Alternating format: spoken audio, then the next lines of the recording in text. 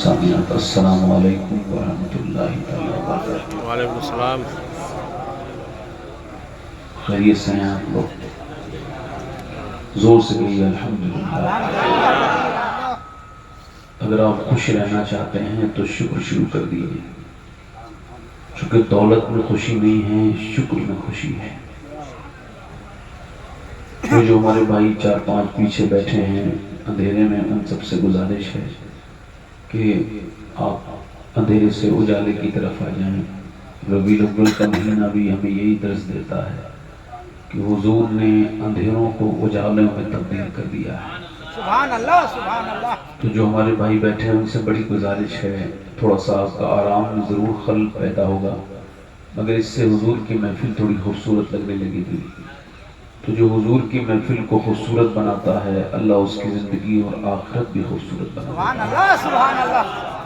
4-5 لوگ اب بھی بیٹھے ہیں، الحمدللہ مجھے اتنا نظر آتا ہے، میں جیسے کہہ رہا ہوں ماشاءاللہ اچھے لوگ ہیں۔ جتنے بھی مرد ہیں عورتوں کی طرف بیٹھے ہیں، آگے آ جائیں ماشاءاللہ۔ بہت شکریہ آپ کا، آپ کی بڑی مہربانی۔ اور جو لوگ جانا چاہتے ہیں، جن کے نصیب میں حضور کے ذکر کی لذت نہیں ہے، ان سے گزارش ہے وہ جہاں سے بھی جانا چاہیں چلے جائیں، چونکہ رات بہت زیادہ ہو گئی۔ اور پیچھے آ کے مت بیٹھیے، آگے کرسیاں خالی ہوں تو آگے بیٹھا کیجیے آپ، یہ اصول ہے۔ آپ آگے آ جائیں، ادھر جو بیٹھے ہیں 4-5 لوگ آگے آ جائیں۔ آپ سے کہہ رہا ہوں چچا، آپ سے مہربانی کریں۔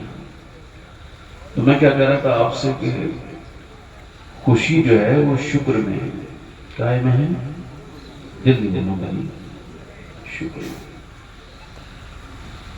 اچھا، شکر کے لیے شیخ سعدی کہتے ہیں میں جا رہا تھا راستے سے تو میرے پیر کے جوتے ٹوٹ گئے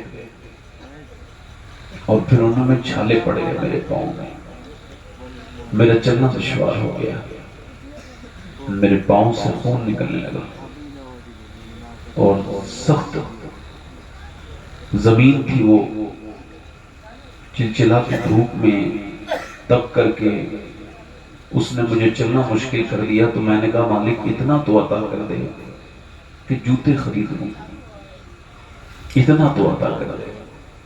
کہتے ہیں ابھی میں اگلے موڑ پہ مڑا ہوں تو میں نے دیکھا ایک آدمی تھا، اس کے دونوں پاؤں نہیں تھے، زمین پہ پڑا تھا۔ میں اسی وقت اسی زمین پہ تپتی ہوئی سجدے میں گر گیا اور رو کے کہا مالک مجھے معاف کر دینا، میرے پاس پاؤں تو ہیں، اس کے پاس تو پاؤں بھی نہیں ہیں۔ حضور نے فرمایا سلمان اپنے نیچے والے لوگوں کو دیکھ کے شکر ادا کر، اوپر نہ جا۔ انسان کی خواہش کی کوئی تکمیل نہیں ہے۔ حضور نے فرمایا انسان کو اگر اللہ تبارک و تعالیٰ ایک جنگل بھر کے بھی سونا دے دے تو یہ اس کو ٹھکانے لگا کہ پھر اگلے دن دوسرا جنگل تلاش کرنے نکل جائے گا۔ حضور نے فرمایا انسان کی عمر بڑھتی ہے تو 2 چیزیں اس کی جوان ہونے لگتی ہیں، ایک تو جینے کی خواہش بڑھ جاتی ہے، دوسرا پیسہ کمانے کی خواہش، اور اسی حال میں وہ بڑا بدترین قسم سے مر جاتا ہے کہ اس نے 10 منٹ اپنی قبر کے بارے میں نہیں سوچا۔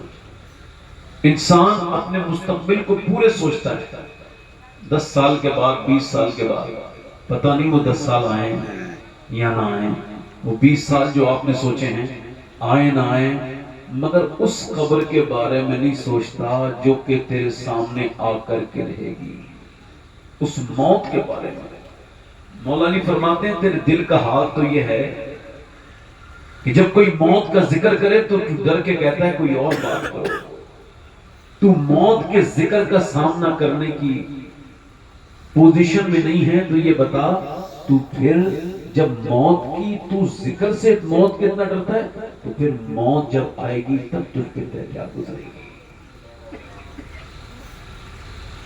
اور صحابہ کرام کی عمریں 30 سال سے اوپر ہوتی تھی تو وہ پھر توبہ میں لگ جاتے اور کہتے عمر گزر گئی اب توبہ کریں۔ اور یہاں تو لوگوں کے بال جب سفید ہوتے ہیں تو ان کو کالا کرتے ہیں زبردستی، اسی طرح سے وہ جوانی